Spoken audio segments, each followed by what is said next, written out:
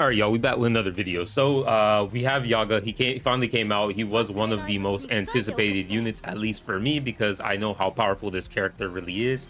And considering I don't have him on JP, I can't wait to actually, showcase him here on my global account and show, what he can actually do, because this character is all sorts of, like, he has everything. Like, he's like, I don't know what to say, but this character is fucking phenomenal, and people don't give him enough credit, especially people on global, where they don't really understand how good this character actually really is compared to a lot of the supports. So obviously, like, I'm gonna just say it straight up, like, he's arguably one of the best supports in the game, because he has like one of the highest ceilings among all the supports, and on top of that, he's able to kind of bring out survivability for his team by applying the darkness debuff, which I believe no other character has. If you aren't familiar with what the darkness debuff is, it's essentially a debuff that blinds the enemy, right? And of course, they're going to miss their attack. So he does have a counterpart, which is going to be the SR Yaga, and is still slightly considered like maybe a bit superior to SSR Yaga.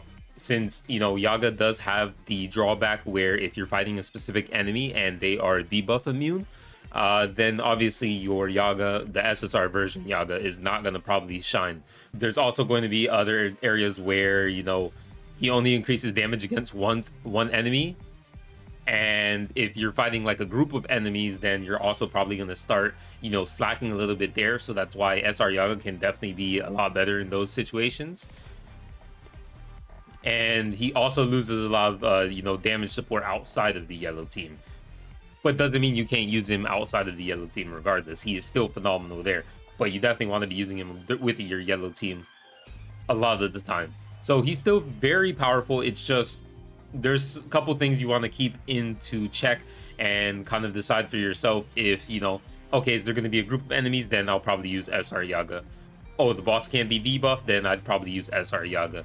But I myself, I'm probably going to be using him a lot of the time in a lot of my teams, despite not running a yellow team, just because of how powerful this character is and how good the darkness debuff is alone. Now, let's talk about I'll kind of just note one of the most positive things about this character, because this character is very powerful, but there's only a couple skills that you actually really care about in his overall kit. So the first one we're going to look at, and this is not really his skill, it's more so his passive. This is going to be the permanent damage boost that he gives for his team, which is his auto skill. And this is going to provide a permanent physical and curse technique damage increase to all allies by 46%. So this gives him the highest damage boost per turn than any other support in the entire game. So turn one, you have the auto skill buff plus the 30 to 46% skill debuff, and then that's going to be like a 76 to 86% damage increase on turn one, and then of course so on. All right, so he's definitely very powerful, being able to just kind of give this buff. Of course, this buff applies to everybody else other than himself, but that's okay because you're using him as a support anyways. Very strong, don't even have to do anything. You literally just exist and you will have this buff for your team, right? Definitely strong. Now, let's talk about his damage boost, and then of course his survivability on his skill 3. So his skill 3 is going to be the core of his kit, and you're going to be spamming this skill the most. Now, it's going to be providing not only physical but curse damage increase debuff on a selected enemy, while also providing additional damage for yellow characters. So when I did mention earlier, you're probably going to be wanting to use him the most on yellow teams. This is the reason, because if you're yellow, you're going to be getting extra damage. And if you don't know what yellow is obviously code, right? Hopefully I pronounced that correctly. And then on top of that, his skill 3 also has a high chance to inflict darkness, which is essentially rendering the enemy's damage to 0 because they're going to be blinded. It can come in clutch with a lot of bosses with high damage, and that's why when you're using him in very difficult content, he's going to feel phenomenal, because just having that darkness means your team is living. And obviously, we already know how that is. You might need to stall 1 extra turn or stall 2 extra turns. Yaga will be able to do that while also providing, a damage boost to your team by debuffing the enemy and buffing your team with his auto skill. Now that we're done talking about skill 3, let's talk about the ultimate. Because skill 3 is definitely the one that you're going to be using often. Let's talk about the ult, because that's also going to be a big part of this character. Now, his special provides an additional physical and curse damage increase for yellow units. So you're definitely going to be wanting to use this when you have it, if you're using a yellow team, like if you're using yellow team, you definitely want to focus on trying to use your ult. Very notable though is the increase all allies damage by 30%. So you'll see it right here is you're gonna have an increase to all allies for, you know, right here on the bottom. The reason why this is so good is because stacking the same type of buff or debuff will only increase the damage additive, you know, like 30% physical damage increase plus 30% physical damage increase equals 60% physical damage increase. But with his special and his auto skill, he provides a second type of buff slash debuff, you know, which will interact multiplicative with his skill 3 debuff. So you'll have 30% physical damage increase times 30% damage increase equals 90% total increase. So you're gonna get a lot of damage that you don't even realize. So you're definitely gonna be using his ult whenever you're going to be aiming for a lot of damage, on top of having his passive active and then having all those debuffs active, right? So very powerful. You're gonna have all this. This character gives you a lot of damage output, gives you survivability, gives you a passive of just being able to have all these buffs without needing to use cursed energy to have it active. I mean, what more is there to say? On top of that, he's an SSR compared to the SR Yaga, meaning that he is going to have better stats and have a lot more survivability. Now, in terms of skill priority, the skill priority for Yaga is probably going to be your skill 3. Like I said, your skill 3 is going to be used the most. Yeah, that's what I would say. Skill 3, then your special. Then I don't really care what you do for skill 1 and skill 2. They're not really used too much. But if you want to like decrease, like, I guess, physical damage from an enemy, then I guess you could upgrade your skill 2. But realistically, you don't ever use skill 2 and skill 1. Aside from when you have no cursed energy, you'll probably use skill 1. So yeah, skill 3, first priority, ult, second priority. That's what I would say. Now let's go to the actual teams that we're going to use for SSR Yaga, so that way we could get into the showcase. All right, so we're here at the teams. Now, I say teams, but it's only really team, realistically. We're only going to use one team. So we have Gaku Ganji, amazing debuffer character. Obviously, he has a lot of debuffs, a lot of, you know, utility for your team. He's definitely strong, so you might want to have to pick him up in this banner, because as far as I know, he's not in any other banners aside the paid banners. Correct me if I'm wrong, but I'm pretty sure, right? So he's only in the SSR Yaga banner, so if you miss out on him, you won't have him for quite some time. Then we have SSR Yaga. Obviously, he is the star of the showcase. Then we have Yuki. You already know what he does. Curse Energy Regen is going to be very nice for SSR Yaga, so we could continuously spam. Then we have Teen Gojo as our main DPS. Let's get right into the actual showcase and show what they can do. But just right before we do that, let me just show you my skill levels on the characters. All right, I guess we're good to go, so let's get right into it and, you know, show off the character.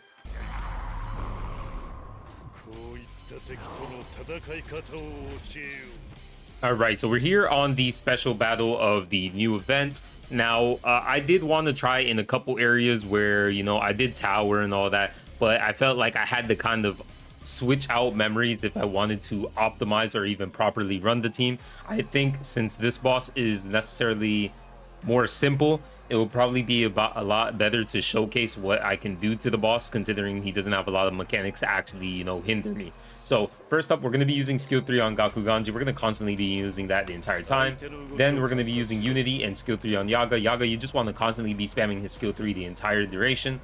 Then Yuki's going to be using his skill 3 whenever you have it, and then we're just going to continuously keep buffing with Gojo the entire time.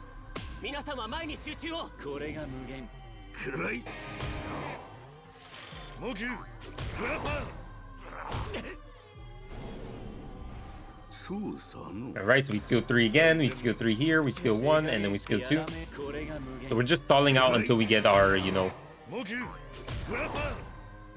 our ultimates, of course. Skill 3, skill 3, skill 3, buff.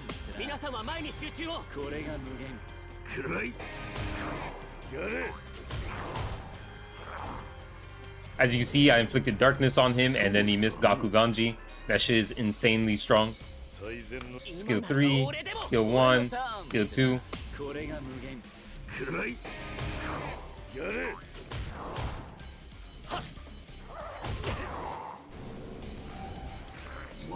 Alright, we're gonna skill 3, skill 3, skill 1, skill 2.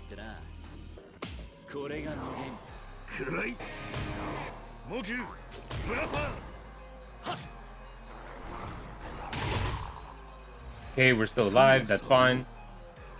Skill 3, skill 3, skill 3, skill 2. And we should break. Alright, so the boss is broken. Should be broken for 2 turns. So what we'll do here is we'll skill 3, skill 3, skill 1, skill 2.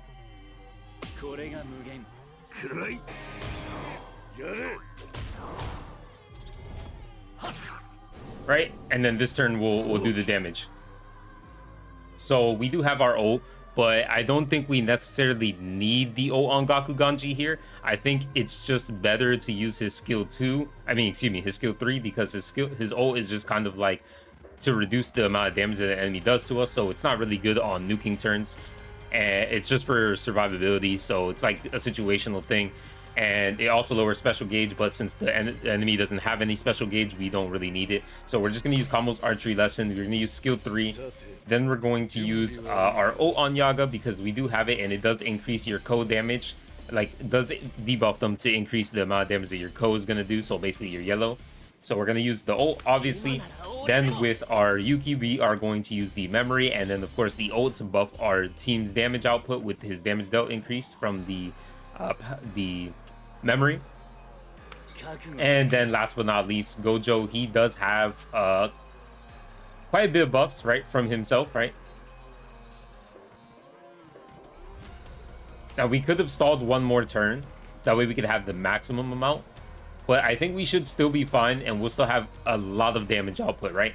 Because either way, we're going to be in the same situation with our other team that we're going to compare it to, which is going to be the SR Yaga. So the boss should die here. And as you can see, Yaga definitely can do some damage output. Like, we're still going to get like roughly about 1 million out of him still.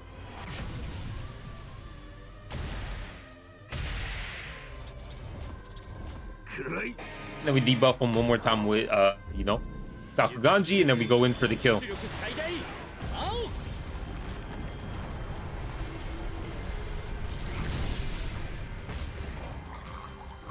As you can see, we hit like what, like 11 million or something like that. So a lot of damage, but yeah, Yaga is definitely very powerful, especially when you pair him up with the latest yellow DPS, Teen Gojo, who's literally one of the strongest DPS characters currently. It's just like, yeah, it's a mixture of disaster on the enemies, literally. But yeah, let's go on and, you know, showcase the SR Yaga now on the team, right? So you can see a damage comparison. I'll just kind of skip through everything so we get right to the part we actually want to see. All right, so here we are with the SR Yaga on our team rather than the SSR Yaga to do a damage comparison. Now, as you can see, we already have the boss essentially debuffed, so we are going to debuff him right here as well. Actually, no, I don't even think we're going to be able to debuff him on this final turn, just because obviously Yuki is going to proc before our Gakuganji, so that is one of the a little bit more tedious parts. So we're just going to skill 3. Yaga's going to spam skill 2 again. We're not going to be just like the SSR Yaga where we're able to use his ult and capitalize on some extra damage. Here we're just going to be able to only use skill 2 on our Yaga. It's his best way of, you know, increasing your team's damage output, so that's what we're going to do.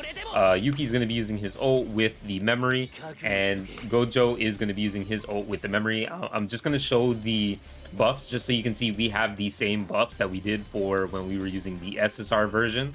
So same buffs. The debuffs obviously are going to be different, because in this team we have, of course, only Gakuganji applying debuffs. Meanwhile, you know, we don't have the SSR Yaga to apply debuffs, but that's okay. We just compensated with all the buffs that we do have active on the Gojo. And then, yeah, we're going to use his ult here, and we're going to see how much damage we do. So let's get right into it and see what we do.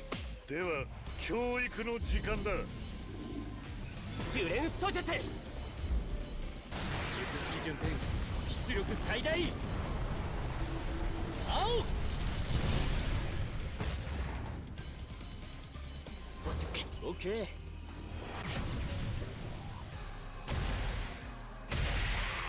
As you can see, we did roughly about 8.7 mil with our Gojo, and in the team with SSR Yaga we did about 11 millish, and that's because you're obviously gaining that extra code damage increase for your allies, which definitely puts a big higher edge when you're doing things like that. He's gonna be, yeah, that just kind of shows you how much damage you can definitely output with your SSR Yaga, while also being able to inflict darkness on the enemies to give you survivability. That's what makes him very powerful, a very strong support character in the game, and that's why people highly rate them, at least the JP players. And when I mean JP players, I mean the actual Japanese. I'm not talking about, you know, people who are foreigners playing the Japanese version. I'm talking about like the actual Japanese, and that's why they highly rate him, just because he is very powerful, being able to apply all those debuffs while also keeping your team alive with the darkness.